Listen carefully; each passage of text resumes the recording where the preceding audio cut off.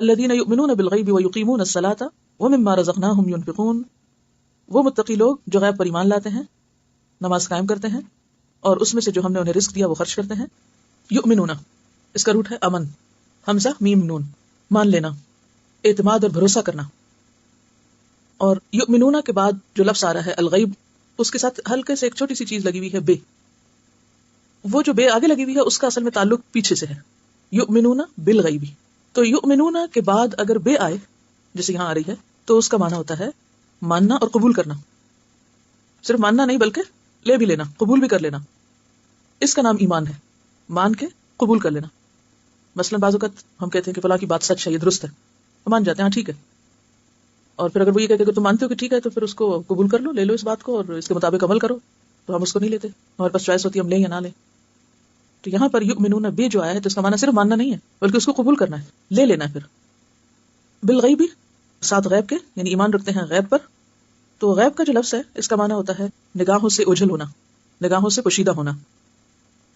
یعنی جو چیز ہمیں نظر نہ آئے، چھپی ہوئی چیز ہمیں نظر نہ آئے، جو ہمارے حواس سے پوشیدہ ہو، صرف آنکھوں سے نہیں بلکہ سارے حواس سے، سارے سینسز سے بیونڈ. نہ ہم اس کو دیکھ سکتے ہوں، نہ سونگ سکتے ہوں، نہ سن سکتے ہوں، نہ چھو سکتے ہوں. تو غیب کیا چیز ہوئی؟ ذرا امیجن کریں اس تعریف کی روشنی میں غیب کیا ہوا؟ وہ چیز جو ہمارے حواس یا سینسز سے ماورا ہے، بیونڈ ہے، یعنی ہماری ایکسس سے باہر ہے، اور کسی کے ذریعے ہمیں اس کے وجود کی خبر ملی. تو یؤمنون بالغیب، تو وہ غیب کو مان لیتے ہیں، غیب کی باتوں پر بھروسہ کرتے ہیں جو پیغمبر کے ذریعے انہیں ملی ہیں. اب اس کا تعلق بھی اندر ایمان کا تعلق کس سے؟ بنیادی طور پر دل سے ہے. تو غیب کیا ہے؟ وہ چیزیں جو ہماری نگاہوں سے اوجھل ہیں، وہ چیز جس کے بارے میں جاننے کا انسان کے پاس کوئی ذریعہ نہ ہو سوائے وحی الہی کے. اور یہاں ویسے تو بہت سی چیزیں ہماری نگاہوں سے اوجھل ہیں کہ نہیں؟ اس وقت اس کمرے سے باہر کیا ہو رہا ہے آپ کو پتا ہے؟ اس وقت کون سے ماڈل کی گاڑی سڑک پہ جا رہی، تو اس پر ایمان لانا ضروری ہے. دیکھو باہر سے کھڑا شخص آپ کو فون پہ بتائے ایمان لاؤ اس پر جو گاڑی جا رہی ہے اور میری بات پر، تو یہ مراد نہیں ہے. یہاں غیب سے مراد صرف غیب نہیں، الغیب ہے، خاص قسم کی غیب کی باتیں ماننا. تو یہاں جو ال ہے تخصیص کے لیے ہے، اور اس پر توجہ رکھیے، ہر غیب نہیں. یعنی ہم نے پہلے تو غیب کا ایک جنرل معنی دیکھا نا کہ ہر وہ چیز جو ہمارے سینسز سے باہر ہے، لیکن یہاں ہر اس چیز پر ایمان لانا ضروری نہیں بلکہ الغیب پر ایمان لانا ضروری. اور الغیب سے مراد کیا ہے؟ سب سے پہلے تو اللہ تعالیٰ، پھر فرشتے، پھر رسول. اب ظاہر ہے کہ وہ بھی ہم دیکھ نہیں سکتے، سن نہیں سکتے ان کو. اور اسی طرح تقدیر پر ایمان. تو یؤمنون بالغیب دیکھا جائے تو اس میں وہ سارا ایمان جو ہے مفصل وہ آ جاتا ہے. کیا ہے وہ؟ آمنت باللہ، ٹھیک ہے نا، ایمان بالغیب ہے نا. آمنت باللہ و ملائکتہ و کتبہ. اب کتاب ویسے تو دیکھنے میں ہمارے سامنے ہے، لیکن یہ کس طرح نازل ہوئی، فرشتہ کیسے لے کر آیا، کیا طریقہ تھا؟ جیسے قرآن پاک میں کہا گیا یسألونک عن الروح، لوگ پوچھتے ہیں یہ وحی کیا چیز ہوتی ہے، یہ وحی کیا ہے، یہ کیسے آتی ہے، یہ کیسے نازل ہوتی ہے. جبریل کیسے، قلب کی بات ہے نا کہ آپ کے قلب پہ اتارتے ہیں، تو کیا چیز ہوتی ہے جو قلب میں ڈالتے ہیں؟ ان نون ہے نا، ہم تو نہیں جانتے. تو اللہ تعالیٰ نے کیا جواب دیا؟ وما اوتیتم من العلم الا قلیلا. سورۃ الاسراء کی آیت ہے. آج نمبر بھی نہیں بتا رہی، ڈھونڈیے ذرا جا کے سورۃ الاسراء. سورۃ الاسراء سورۃ بنی اسرائیل کو کہتے ہیں، اردو والے مصحف بنی اسرائیل لکھا تھا. یسألونک عن الروح قل الروح من امر ربی وما اوتیتم من العلم الا قلیلا. تم وحی کو نہیں سمجھ سکتے کہ کیا پروسیجر ہے اس کا آنے کا، اس لیے یؤمنون بالغیب. تو آمنت باللہ وملائکتہ وکتبہ ورسلہ والیوم الآخر والقدر خیرہ وشرہ من اللہ تعالی والبعث بعد الموت. یہ سب کیا ہے، کس سے تعلق رکھتا ہے؟ ایمان بالغیب سے. اچھا عام طور پہ جب ہم کہتے ہیں نا ہم ایمان بالغیب رکھتے ہیں تو ہم کیا کہتے ہیں؟ وہ جنت دوزخ فرشتے وغیرہ بس وہ مان لیا، ادھوری ادھوری بات کرتے ہیں. ایمان بالغیب میں ایمان کی ساری تفصیل آ جاتی ہے. تو ایسی چیزوں کو ماننا جو ہم نے دیکھی نہیں اور جو ہم اپنے حواس سے جن کا ادراک کر ہی نہیں سکتے، پرسیو نہیں کر سکتے. سمجھ آ گئی؟ اب اگر میں پوچھوں آپ سے امتحان میں کہ ایمان بالغیب کا معنی بتائیں، کیا لکھیں گے؟ کہ وہ ان چیزوں پر ایمان لاتے ہیں جو نظر نہیں آتی. کافی ہے یہ جواب؟ کافی؟ یہ مجھے اس لیے فکر ہے کیونکہ غیب کا جو لفظی معنی میں نے بتایا پہلے کہ نظر نہ آنے والی چیزیں، اب ہمارے سینسز سے باہر کی چیزیں، تو کہیں آپ اس کو جنرلائز نہ کر دیں.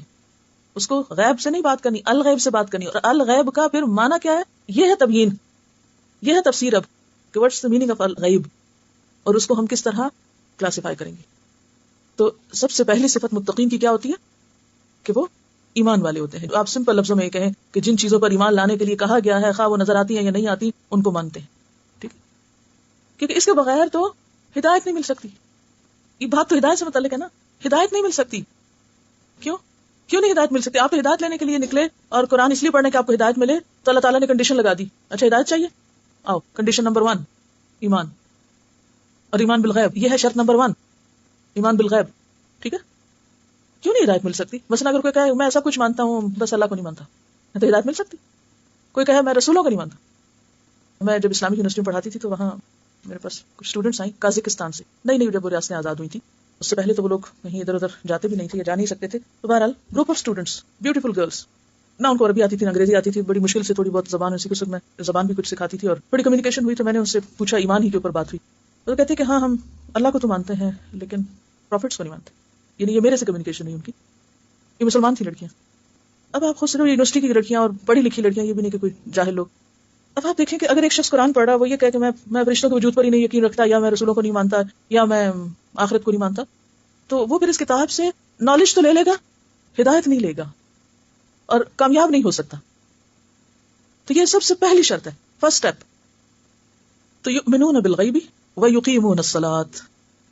اب جو ایمان ہے نا، یہ ثبوت مانگتا ہے۔ ایمان کیا مانگتا ہے؟ ثبوت، کیونکہ ایمان کا تعلق بیسیکلی انسان کے اندر سے ہے نا، اب اندر تو انسان نہیں دیکھتے نا، تو اللہ ہی کو پتا ہے کہ ہم جو کہہ رہے ہیں وہ سچ ہے یا نہیں، کیونکہ منافقین بھی تو زبان سے کیا کہتے تھے، ہم مانتے ہیں لیکن اندر سے وہ نہیں مانتے تھے، اسی لیے پھر عمل کے کورے تھے۔ تو آج بھی اگر کوئی شخص عمل میں پیچھے ہے تو ہم بظاہر خرابیاں دیکھ رہے ہوتے ہیں، اس میں یہ نہیں، اصل تک نہیں جاتے۔ اصل بات ہے کہ ایمان نہیں صحیح، جس کا ویک ایمان ہوتا ہے اس کا عمل لازماً ویک ہوتا ہے، جس پودے کی جڑیں کمزور ہوتی ہیں اس پودے کا پھل بھی بیکار ہوتا ہے، بیمار درخت بیمار پھل لاتا ہے۔ اسی طرح کمزور ایمان اور ایمان بیمار عمل۔ تو جہاں دیکھیں کہ عمل بیمار ہے، وہاں اگر آپ نصیحتیں شروع کر دیں، یہ یوں نہ کرو وہ نہ کرو، جیسے عام طور پہ ہمارے مذہبی طبقے کا کیا کام ہے کہ وہ یہ نہیں دیکھتے کہ روٹ کاز کیا ہے، پیچھے کیا، نیچے کیا ہے، خرابی کہاں ہے، وہ اوپر سے نصیحتیں شروع کر دیتے ہیں، جیسے ہم عام طور پر ماؤں کی بھی عادت ہے بیٹوں کو، بچوں کو نماز پڑھا کرو، یہ نہ کیا کرو، وہ نہ کیا کرو، یہ اچھا ہے وہ برا ہے، یعنی عموماً ہم اوپر کی اصلاح شروع کر دیتے ہیں، اور وہ جو اس سے نیچے ہے، جو اصل بنیاد ہے، اس کی طرف نہیں توجہ کرتے۔ تو ہدایت بھی نہیں مل سکتی اور کسی کو بھی نہیں مل سکتی، اور یہ جو بچوں کو ہم ہدایت دیتے رہتے ہیں ان کے اندر بھی بات نہیں اترتی جب تک کہ سب سے پہلا کام نہ کیا جائے، اور وہ بنیاد نہ کھودی جائے، بنیاد نہ بنائی جائے، زمین نہ پھاڑی جائے، جو مفلحون کا پہلا کام ہے کہ ہل چلا کے اندر کی فکر کرو پہلے، جہاں بیج ڈالنا ہے۔ ایمان تو ایک بیج ہے نا، تو اس کے نیچے کیا ہے، جس زمین میں جس دل میں جانا ہے اس کو پہلے نرم کرو۔ ایمان کا بیج جائے گا، اندر اترے گا، پھر پودا نکلے گا۔ اندر کی اصلاح ہوگی تو باہر کی اصلاح ہوگی، اندر کی اصلاح نہیں تو عمل درست ہو ہی نہیں سکتا۔ اور اگر عمل درست کرنا چاہتے ہیں تو اندر کی اصلاح کریں، اندر سے شروع کریں، اور اسی اندر کی اصلاح کا نام ہی تقویٰ ہے، سمجھ گئے؟ بہرحال تو ایمان تو اندر کی چیز ہے، اب اس کا اظہار کہاں سے ہوگا؟ عمل سے ہوگا، اور عمل میں پہلا مطالبہ نماز کا ہے، اور صرف نماز پڑھنے کا نہیں بلکہ وَيُقِيمُونَ الصَّلَاةَ۔ یقیمون کا روٹ کیا ہے؟ قوم، قاف واو میم، مستقیم کا بھی یہی روٹ تھا۔ اب آپ دیکھیے کہ دونوں لفظ ملتے جلتے ہیں اپنی اصل کے اعتبار سے، اور روٹ جاننے کا فائدہ یہ ہوتا ہے کہ اگر آپ کو روٹ پتہ چل جائے تو اس روٹ سے آپ نے جب وہاں معنی نکال لیا تو اگر آپ کو اصل کا پتہ ہے تو آپ یہاں بھی جلدی پہچان جائیں گے اس کو۔ جی، قاف واو میم۔ یقیمون کا معنی ہوتا ہے قائم کرنا۔ قیام کس کو کہتے ہیں؟ کھڑے ہونے کو، اور اسی سے مستقیم ہے، درست سیدھا، کیونکہ کھڑے ہو کر بھی انسان کیا ہوتا ہے، یعنی پورا اس کی صحیح اصل حالت نظر آتی۔ جب آپ سیدھے کھڑے ہوتے ہیں تو آپ کی حال حلیہ صحیح پتہ چل جاتا ہے، پوری طرح پہچانے جاتے ہیں آپ۔ تو بہرحال یہاں یقیمون کا لفظ جو ہے اس کا معنی ہے قائم کرنا، اور ایک اور معنی ہے ترجیحی حیثیت دینا، پرائرٹی دینا، پرائرٹی پر رکھنا۔ یقیمون قائم کرتے ہیں، ترجیحی حیثیت دیتے ہیں، درست طریقے پر ادا کرتے ہیں، کیا؟ الصلاۃ، نماز۔ اب سمجھ آ رہی ہے آپ کو؟ یہ اب لفظ کا معنی اگر آپ یاد رکھیں، یقیمون الصلاۃ، یہ نہیں کہا گیا کہ نماز پڑھتے ہیں، کیا کہا گیا؟ قائم کرتے ہیں، درست طریقے پر ادا کرتے ہیں، ترجیحی حیثیت میں رکھتے ہیں، نماز کو پیچھے نہیں ڈالتے، کاموں کو پیچھے ڈال دیتے ہیں۔ ٹھیک ہے؟ اب آپ دیکھیں گے کہ جب لفظوں کو آپ پہچانیں گے اور آپ کو اگر یہ معنی یاد رہیں تو پھر جب آپ قرآن سنیں یا پڑھیں پھر اس پر عمل آسان ہوتا ہے، اور یہی علم یقینی ہوتا ہے دراصل۔ اب ہر روز جو شخص مسجد جائے اور امام کے پیچھے قرآن سنے اور مختلف حصے سنے، کہیں اللہ تعالیٰ کی ایک بات کہیں دوسری بات، اور پھر وہ اس پر غور و فکر بھی کر سکتا ہو، تو یہ ہو سکتا ہے کہ پھر اس کی نماز اسے برائیوں سے نہ روکے؟ یہ نہیں ہو سکتا۔ ہماری نمازیں ہمیں برائیوں سے کیوں نہیں روکتی؟ کیونکہ ہم نماز قائم نہیں کرتے بلکہ کیا کرتے ہیں؟ پڑھتے ہیں، اول سے آخر تک پڑھ کے رکھ دیتے ہیں، بس پڑھ لیتے ہیں، ریڈنگ کرتے ہیں، زبانی حافظے سے پڑھتے ہیں۔ تو حکم کیا ہے؟ یقیمون الصلاۃ، اور الصلاۃ سے مراد یہاں نماز ہے۔ وَمِمَّا رَزَقْنَاهُمْ يُنْفِقُونَ، تو رزقناہم یہاں اہم لفظ ہے، اس کا روٹ ہے رزقاف، کیا بنا؟ رزق۔ رزق دو طرح کا ہوتا ہے، مادی اور مانوی۔ مادی جیسے کھانے پینے کی چیزیں، اور مانوی جیسے علم کو آپ چھو نہیں سکتے، پکڑ نہیں سکتے، لیکن وہ بھی بہت بڑی نعمت ہے اللہ کی. تو آپ جب اس کو لیتے ہیں تو آپ کی روح سیراب ہوتی ہے، آپ کا ذہن ترقی کرتا ہے، آپ کے اندر وسعت آتی ہے. کھانے پینے کی چیز کھانے سے جسم پروان چڑھتا ہے نا، روح تو نہیں چڑھتی. روح کو تو طاقت نہیں ملتی کھانے سے، روح کو طاقت ملتی ہے اللہ کے کلام سے، کیونکہ یہ بھی روح ہے وہ بھی روح ہے، تو روح کے لیے روح چاہیے. اور پھر صلاۃ جو ہے سواد لام یہ سے بھی ہے، جس کا لفظی معنی ہوتا ہے جلانا، کیونکہ نماز گناہوں کو جلاتی ہے، آپ کی گندگی جلا دیتی. سواد لام یا اسی طرح صلاۃ پریئر کے معنوں میں بھی استعمال ہوتی. تو درست طریقے پر نماز ادا کرنا. اور دوسرا ایک معنی میں نے بتایا تھا ترجیح دینا، کسی چیز کو پرائرٹائز کرنا، یعنی نماز ان کی زندگی میں سب سے زیادہ اہمیت رکھتی. یعنی اپنے سارے ٹائم ٹیبل کو کس کے مطابق سیٹ کرتے ہیں؟ نماز کے مطابق، اپنے کھانے کے اوقات کو، اپنی شادی کو، اپنے سب. کیونکہ بعض لوگ یہ نہیں دیکھتے کہ نماز کا وقت ہے اس وقت میں لیکچر رکھ لیں گے، یہ نہیں دیکھیں گے کہ یہ نماز کا وقت ہے اس وقت میں شادی کا فنکشن رکھ لیں گے، اس وقت نکل کے بازار چل پڑیں گے، پھر مسئلہ پوچھیں گے اچھا بازار میں نماز کیسے پڑھیں؟ سوچ سمجھ کے بازار جانا تھا کہ نماز کا وقت ہے تو پڑھ کے جانا تھا، یا ایسے وقت میں جاؤ کہ واپس آ کے نماز پڑھو. تو یہ جو ترجیح دینا ہے نا کہ وہ کہیں کا بھی کوئی پروگرام بناتے ہیں، خواہ وہ سیر و تفریح کا یا سونے کا، ایون وہ دیر تک اس لیے نہیں جاگتے کہ ان کو فکر ہوتی ہے کہ ہمیں صبح اٹھنا ہے. تو ان کی زندگی میں نماز سب سے ٹاپ پر ہے، سارے اعمال میں سب سے اوپر، اور باقی چیزیں اس کے نیچے فال کرتی. تو یہ ہے درست طریقے پہ پڑھنا. یقیمون کا معنی آتا ہوگا تو خود ہی تفسیر کر لیں گے آپ کہ درست طریقے پر پڑھتے ہیں اور ترجیح دیتے ہیں اس کو. اور کیا کرتے ہیں؟ اور اپنے تقوی کا اظہار کس طرح کرتے ہیں؟ نمبر 1 ایمان، اور ایمان کی تصدیق کے طور پر عمل میں سب سے پہلے نماز، اور اپنے جسم یا اپنے وجود کے ساتھ اطاعت کا اظہار، اور پھر اپنے مال سے. رزقناہم، رزق دیا ہم نے ان کو، یعنی ان کے پاس چاہے مادی نعمتیں ہیں یا مانوی نعمتیں ہیں، ایمان کی نعمت ہے، دین کی نعمت ہے، علم کی نعمت ہے، وہ کیا کرتے ہیں؟ ينفقون، خرچ کرتے ہیں. ينفقون کا لفظ جو ہے نفق سے ہے، نون فے قاف. نفق سوراخ کو کہتے ہیں، ٹنل کو. اگر کسی چیز میں سوراخ ہو تو کیا ہوتا ہے پھر اس کا اثر؟ اس میں رکتا ہے کچھ؟ یعنی ان کو جو کچھ ملتا ہے اس کو وہ اکٹھا کر کے رکھ نہیں چھوڑتے، بلکہ کیا کرتے ہیں؟ اس میں سوراخ کر دیتے ہیں اور دوسروں کے ساتھ شیئر کرتے ہیں. کیونکہ کوئی بھی چیز اگر بس رکھ دی جائے تو کیا ہوتا ہے؟ خراب ہونے لگتی ہے. کوئی بھی چیز روک دی جائے تو کسی کے بھی کام کی نہیں ہوتی. تو ينفقون نفق سے ہے. نفق سرنگ کو کہتے ہیں، ٹنل کو، جس کے 2 طرف سوراخ ہوتا ہے، 2 وے ہوتی ہے. ایک طرف سے چیز انٹر ہوتی ہے اور دوسری طرف سے نکل جاتی ہے. تو ایک طرف سے کماتے ہیں اور دوسری طرف سے خرچ کرتے ہیں. ایک طرف سے علم حاصل کرتے ہیں اور دوسری طرف آگے دیتے ہیں. ایک طرف سے سیکھتے ہیں اور دوسری طرف سے سکھاتے بھی ہیں. اس لیے تو ڈے 1 سے آپ کو 2 رکھ کام دیا گیا، صرف پڑھنا ہی نہیں، پڑھانا بھی ہے، شیئر بھی کرنا ہے. کوئی مثال آپ دیں گے کہ جو چیزیں جمع کر کے رکھ دیتے ہیں پھر ان کا حال کیا ہوتا ہے؟ کھانے پینے کے تو کیڑا لگ جاتا ہے، مانوی نعمتیں ہوں تو علم وغیرہ ضائع ہو جاتا ہے، بھول جاتا ہے. اسی طرح باقی تمام چیزوں کے بارے میں بھی سوچیے. مشینری اگر رکھ دی جائے جام ہو جاتی، خراب ہو جاتی.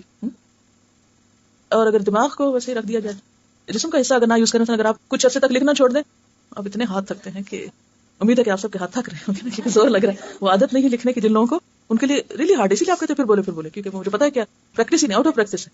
اور اب تو ویسے بھی کمپیوٹر کے اوپر انگلیاں پھیرنے سے کچھ لوگ جو لکھتے ہیں وہ قلم کے استعمال کی بجائے انگلیوں کا استعمال زیادہ کرتے ہیں، تو بھی لکھنے کی عادت بھول جاتی ہے. ہاں، تو جس بھی چیز کو آپ استعمال نہیں کریں گے، چاہے وہ آپ کا دماغ ہو، چاہے وہ آپ کے ہاتھ ہو، چاہے وہ کھانے پینے کی اشیاء ہو، کوئی بھی چیز جس کو آپ صحیح استعمال نہیں کریں گے وہ آپ کے لیے یوز لیس ہو جائے گی. تو صرف اکٹھا ہی نہیں کرنا، اس کو دینا بھی ہے. اب دیکھیں کہ اگر جسم اور مال 2 میں سے ایک چیز آپ کو لینی ہوگی تو کیا لیں گے؟ کوئی کہے کہ یعنی زندگی یا مال؟ نہیں، دونوں ہی چاہیے، لیکن اگر 2 میں سے ایک کو چوز کرنا پڑے تو زندگی یا مال؟ زندگی، ٹھیک ہے نا. یعنی جسم زیادہ اہم ہے مال سے. جسم ہوگا تو مال کما لیں گے آپ، صحت ہوگی تو اسی لیے ہم دیکھتے ہیں کہ پہلے نماز آئیے کہ اپنے جسم سے اطاعت کا اظہار، اور دوسرے نمبر پر باقی چیزوں میں انسان کو عام طور پہ کیا پیارا ہوتا ہے؟ مال. وَإِنَّهُ لِحُبِّ الْخَيْرِ لَشَدِيدٌ، کہ وہ مال کی محبت میں بہت سخت ہے. جو نعمتیں اس کو ملی ہیں، جو اس کی پوزیشن میں ہیں، جو چیزیں اس کو دی گئی ہیں، ہر وہ چیز جو ہماری ہوتی ہے نا، جو ہماری ملکیت ہوتی ہے، وہ ہمیں بہت پیاری ہوتی ہے، اس میں سے وہ دوسروں کا بھی حصہ نکالتے ہیں. اس کا تعلق بظاہر تو لگ رہا ہے نا جیسے یہ مال ہے، یہ کوئی چیز ہے وہ دوسروں کو دے، مگر اصل تعلق کس سے؟ اس کا جا کے تو دل سے نا. جس کا دل بڑا وہی خرچ کر سکتا ہے نا. بخل کہاں ہوتا ہے؟ اندر ہوتا ہے. تو جب دل بڑا ہوتا ہے نا اور دل میں دوسروں کی محبت ہوتی ہے، دل میں دوسروں کی تڑپ ہوتی ہے، پھر یہ نہیں ہو سکتا کہ آپ کو کوئی کہے کہ آج یہ ہوم ورک لکھو اور گھر جا کر کسی کو بتاؤ کچھ. اگر انسانوں سے محبت ہو تو آپ ابلنے لگتے ہیں، خود بخود آپ دکھنے لگتے ہیں. آپ سے کسی کا بگڑنا، کسی کا ادھر ادھر رستے سے ہٹنا آپ کے لیے سخت تکلیف دے ہو جاتا ہے کہ نہیں، اس کو میں ایسے نہیں چھوڑ سکتی. اسی طرح کسی کو بھوکا آپ دیکھتے ہیں تو آپ بے حس نہیں ہو سکتے، کسی کو جاہل دیکھتے ہیں تو آپ آرام سے نہیں بیٹھ سکتے، پھر آپ ایک دوسرا انسان بننے لگتے ہیں. کیونکہ آپ ایک متقی انسان ہے، لہٰذا آپ کے اندر شیئرنگ کی خصوصیت ہے، دینے والے بن جاتے ہیں. تو ایسے لوگ جو دینے والے ہوتے ہیں وہی اس کتاب سے فائدہ اٹھا سکتے ہیں، کیونکہ یہ کتاب تو اتنے مطالبے کرتی ہے دینے کے، یعنی اس کتاب کو آپ پڑھتے جائیں گے تو یہ لگتا ہے جیسے یہ دینے والی کتاب ہے، یہ بھی دے دو، یہ بھی دے دو، یہ بھی دے دو. تو اب آپ اگر یہ کوالٹی آئی نہیں، متقی بنے ہی نہیں، تو پھر اس پر تو عمل ہو ہی نہیں سکتا، ہدایت نہیں مل سکتی پھر. تو یہ اگلی کنڈیشن، اگلی شرط، اگلی خصوصیت، وَمِمَّا رَزَقْنَاهُمْ يُنْفِقُونَ. اور اس میں جیسے پہلے بھی میں نے عرض کیا کہ نعمتوں کی 2 قسمیں ہوتی ہیں. کون کون سی؟ مادی اور مانوی. تو مادی میں کھانے پینے کی اور یعنی مادی چیزیں آتی ہیں، اور مانوی میں جو علم، ایمان، اسلام، یہ ساری نعمتیں. تو یہ جو کچھ ان کو ملا ہے وہ آگے دیتے ہیں. مثلا آپ کو اسلام ملا تو آپ اس کو اپنے تک نہیں رکھتے، کیا کرتے ہیں؟ اسلام نعمت ہے کہ نہیں؟ تو آپ کو یہ ملی ہے کہ نہیں؟ تو پھر اس کو اپنے تک رکھیں گے. وَمِمَّا رَزَقْنَاهُمْ يُنْفِقُونَ. اب قرآن کی نعمت آپ کو مل جائے تو خیرکم من تعلم القرآن وعلمہ. تو یہ مانوی نعمتیں شیئر کرنا ہے، اور اسی طرح مادی نعمتیں بھی شیئر کرنا ہے. یہ نہیں کہ خود کھا رہے ہیں تو بس دوسروں سے آنکھیں بند کر لیں، ٹھیک ہے میں اپنے گھر سے لنچ لائی ہوں، اپنا خود لایا کرو، میں تمہاری ذمہ دار تھوڑی ہوں. بعض اوقات ہم باقی خود غرضی کا ثبوت دیتے ہیں. یعنی ایک چھوٹی سی مثال ہے، ضروری نہیں کہ بخل بڑی بڑی چیزوں میں ہو، بعض اوقات ہم کسی کو جگہ دینے میں بھی بخل کرتے ہیں. ہم یہ نہیں دیکھتے دوسرا تنگ بیٹھا ذرا سے کلے ہو جائے. تو ہمیشہ صرف اپنے لیے نہیں، دوسروں کا خیال رکھ کے آپ زندگی بسر. اچھا اس کا فائدہ کیا ہوتا ہے؟ جب آپ دینے والے بنتے ہیں تو وہ زیادہ نہیں ہے، وہ پلٹتا ہے. اگر آج آپ کسی کو جگہ دیتے ہیں یا اس کے لیے جگہ بناتے ہیں تو کیا ہوگا؟ اس آپ کسی کے ساتھ اچھے اخلاق سے پیش آتے ہیں تو کیا بنے گا، کیا ملے گا آپ کو؟ پلٹ کے محبت ملے گی نا. اور اگر آپ بد اخلاقی کرتے ہیں تو کوئی نقصان ہوگا دوسرے کا یا آپ کا؟ آپ کسی کو جگہ نہیں دے رہے مثلا، یہ بھی دینا، یہ بھی رزق خرچ کرنا نا، دوسرے کے لیے سہولت پیدا کرنا، آسانی پیدا کرنا. کسی نے کوئی پوچھ لیا مطلب تو میں اس کو بتا دوں تو میرے نمبر کم ہو جائیں گے، یہ بھی آپ دینے والی بات ہے نا. علم دینا، کوئی مشورہ، کوئی ریسیپی، کوئی اچھی چیز شیئر کرنا. اب وہ کیا ہوتا ہے کہ جب ہم دیتے ہیں تو بظاہر ایسا لگتا ہے کہ کوئی چیز آپ سے چلی گئی یا آپ کو ودرا کرنا، آپ کو چھوڑنا پڑا. نہیں، وہ پلٹ کے آپ کی طرف آتی ہے. آپ کے دل پہ چوٹ بھی لگی بھی ہو، کسی نے آپ کے ساتھ برا بھی کیا، پھر بھی اگر آپ مسکرا سکتے ہو تو کیا اس کو کوئی ریوارڈ نہیں ملے گا؟ آپ کو نہیں ملے گا. یعنی 2 طریقے ہو سکتے ہیں. کسی نے آپ کو برا کہا، آپ پلٹ کے آپ سنائیں اس کو. تو یاد رکھیے انتقام کا بھی انتقام ہوتا ہے، انتقام کا بھی انتقام ہوتا ہے. یہ لکھ لیجیے ریمائنڈرز والی وہ جو باتیں نا وہاں، اس کا کیا معنی ہے؟ انتقام کا بھی انتقام ہوتا ہے. کسی نے آپ کو کچھ کہا، آپ نے اس کو لگائی، اب کیا ہوگا؟ وہ وہیں تھوڑی بیٹھ سے کھا کے، جس نے پہلی دفعہ لگائی وہ دوسری دفعہ 2 لگائے گا تو وہ بات بڑھے گی نا. تو ٹھیک ہے، جتنا وہ کوئی آپ کو لگائے اتنا آپ لگا سکتے ہیں، یہ اللہ نے آپ کو اجازت دی ہے. لیکن اگر آپ معاف کر سکتے ہو تو اس کا آپ نے ایک تو حق چھوڑا بدلہ نہ لے کے، لیکن آپ لوزر نہیں ہیں، پھر بھی آپ کو کسی اور شکل میں ریٹرن ملے گا. تو جس شخص کے اندر ایمان اور تقویٰ ہوتا ہے نا، اس کی نگاہ میں اتنی وسعت ہوتی ہے، اس کو اللہ تعالیٰ بصیرت عطا کرتا ہے. وہ چیزوں کو صرف ظاہر سے نہیں دیکھتا، اس کے لانگ ٹرم فائدوں کو دیکھتا ہے، پیچھے کیا اینڈ میں کیا. تو جب ہم کسی کے ساتھ اچھائی کرتے ہیں، یعنی اخلاق سے بات کرنا جو ہے یا اچھے اخلاق کا مظاہرہ کرنا، یہ بھی ینفقون میں ہے. یعنی اللہ نے آپ کو خوبی دی، اچھا دل دیا، اچھے معاملے کی توفیق دی. اب آپ اچھا معاملہ کریں، مسکرانا صدقہ ہے یا نہیں؟ آپ مسکراتے ہیں تو اکثر آپ کو جواب میں مسکراہٹ ملتی. بہت کم ایسا ہوتا ہے کہ کئی لوگ اتنے بخیل ہوتے ہیں کہ مسکرانے کے جواب بھی نہیں مسکراتے. خود تو ابتدا تو کیا کریں گے، کوئی ابتدا کر بھی لے تو وہ جواب نہیں دیتے، اتنے بے حس ہوتے. خیر، تبسم فی وجہ اخیک صدقہ، مسکراہٹ کو صدقہ کہا گیا. یہ ینفقون ہے، مانوی چیز خرچ کرنا. اچھا اسی طرح الکلمۃ الطیبۃ صدقہ، بھلی بات کرنا بھی صدقہ ہے. کسی کے ساتھ کوئی اچھی بات کر لیں، اس کا دل خوش کر لیں، اس کا حال پوچھ لیں، کچھ بھی، یہ بھی کیا ہو گیا؟ صدقہ. ومما رزقناہم ینفقون. اللہ نے آپ کو علم دیا، اللہ نے آپ کو اچھی بات کی توفیق دی، کیوں روکے ہوئے اس کو؟ بولیں، بتائیں دوسرے کو اچھی بات. تو جتنا کچھ بھی آپ کو خیر و خوبی میں سے ملے، جب آپ اسے خرچ کرنے لگتے ہیں تو آپ ملینئر ہو جاتے ہیں. جتنا دیتے ہیں اس سے کہیں، کیونکہ اللہ کا وعدہ ہے جو 1 گنا خرچ کرے گا اس کو کیا ملے گا؟ من جاء بالحسنۃ فلہ 10 امثالها. بہت سے لوگ اس کی تفسیر صرف اتنی کرتے ہیں کہ اس کو 10 نیکیاں مل جائیں گی، یعنی 1 نیکی کا بدلہ 10 نیکیاں. یہ تو ہے ہی، لیکن وہ تو آخرت میں. دنیا میں بھی آپ دیکھیں کہ آپ 1 نیکی کسی کے ساتھ کرتے ہیں، 1 بھلائی کسی کے ساتھ کرتے ہیں، اللہ تعالیٰ آپ کو اس کے 10 ٹائم ریوارڈ مختلف طریقوں سے دیتا ہے. اس انسان سے نہیں ضروری کہ جس سے آپ نے کیا آپ کو وہیں سے کہیں سے، کیونکہ نیکی ایک خوشبو کی طرح ہوتی ہے نا، پھیلتی. جب خوشبو پھیلتی تو صرف ایک کو تو نہیں پہنچتی، بہت سے لوگوں کو پہنچتی. تو اسی طرح آپ اچھائی کرتے تو صرف ایک تک نہیں ہوتی، اس سے آگے جاتی اور جس تک جاتی وہاں سے پھر واپس آپ پر پلٹتی. اور یہ بڑے ظرف کی بات ہوتی ہے. یہ پکے ایمان کے بغیر مما رزقناہم نہیں ہو سکتا. ایک ہوتا ہے مصنوعی اخلاق، پروفیشنل اخلاق نا، اوپر سے لبادہ اڑا ہوا. تو اوپر کے لبادہ تو زیادہ دن نہیں رہتا نا. تو تقویٰ اور اخلاق یہ آپس میں جڑی ہوئی چیزیں ہیں. تقویٰ اندر اور اخلاق باہر.